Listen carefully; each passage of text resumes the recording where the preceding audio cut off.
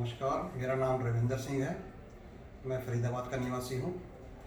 मुझे दिन में थकावट, खर्राटे, ड्राइविंग करते टाइम नींद आना, सिर दर्द रहना, इस तरह की मुझे काफ़ी तकलीफ़ें होती थी पहले, जिसके लिए मैंने एशियन हॉस्पिटल में डॉक्टर स्वप्निल से सलाह ली, जो यहाँ पे ENT स्पेशलिस्ट हैं, जिन्होंने मेरी अच्छी तरह से सर्जरी, गले की और नाक की सर्जरी करी।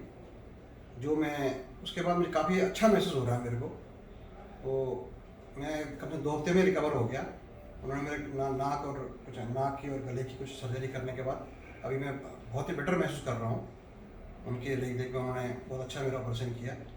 इसके लिए मैं उनका तहे दिल से धन्यवाद अदा करता हूँ।